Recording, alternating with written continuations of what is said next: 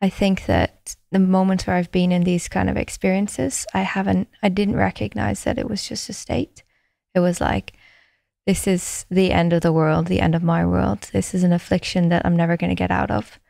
And it just becomes like, oh, this black hole, and not the good kind.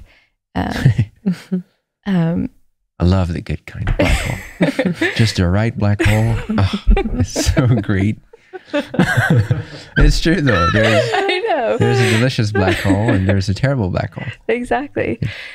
So yeah, it's so helpful to recognize it's just a state, and that it is happening to you because you can handle it and you actually want to teach yourself through this. And to me, I did feel like, I don't know if I can handle this. I don't know if I can get through this. But now looking back, I can see that the fact I was even experiencing it to begin with was proof that I could handle it and get through this. On a higher level, it's like, my understanding is that it's a really terrible afflictive state is sort of the accumulation of a lot of misunderstandings and misperspectives. And then it's just, you're ready to make a quantum leap. So your higher self just says, okay, take it all at once. You got this. Yeah. So yeah, it's so helpful to recognize that you have got this if you're experiencing it and you've chosen it. Nice. That is so helpful. Yeah.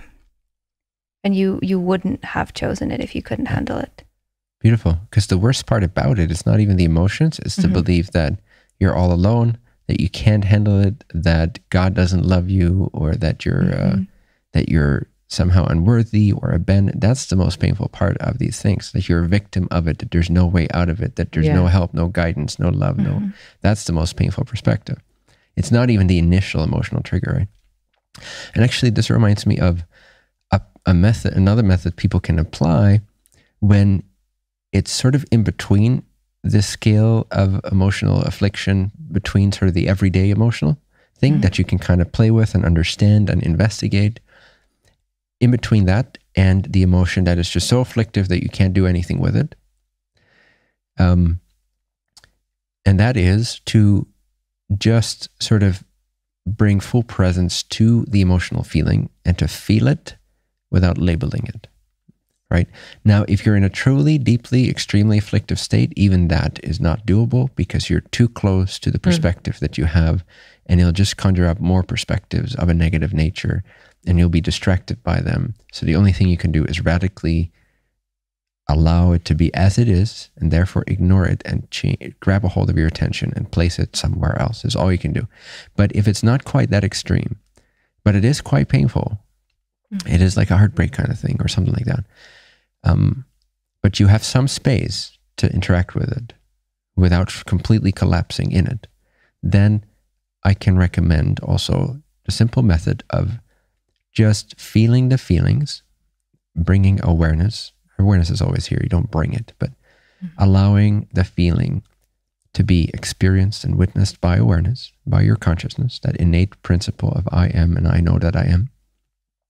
Allowing yourself to experience the feelings and just maintaining the witnessing state so that you don't go into thoughts about it. You don't define it. You don't label it. You don't try to intellectually understand the emotion.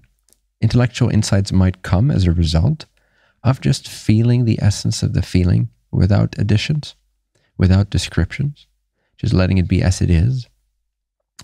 And a beautiful thing can happen.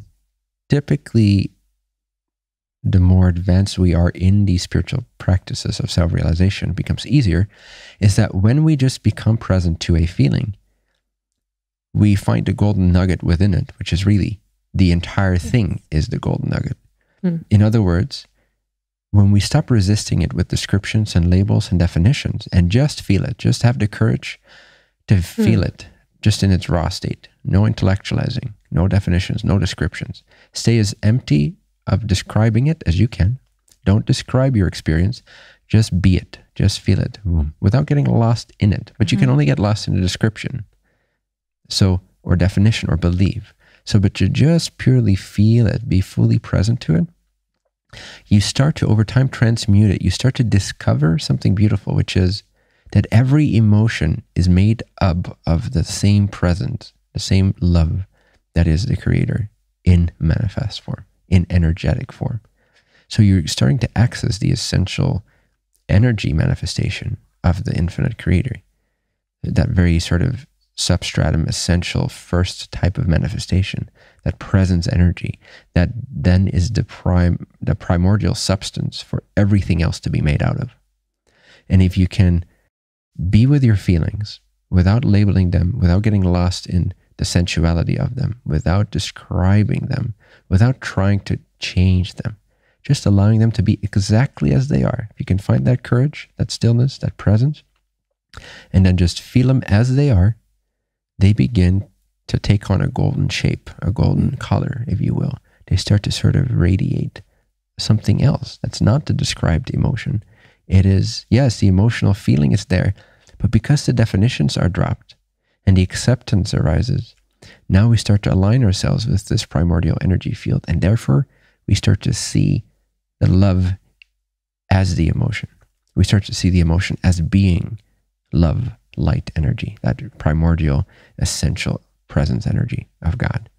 And then we're transmuting it, and there's a sense of unity and inseparability with it. And then there's no problem because we're not opposing it. We're not resisting it. We're not against it. We're not trying to change it or control it. We're accepting it, and therefore we're becoming one with the essence of it. And that just reveals itself to be this beautiful golden love light, if you will.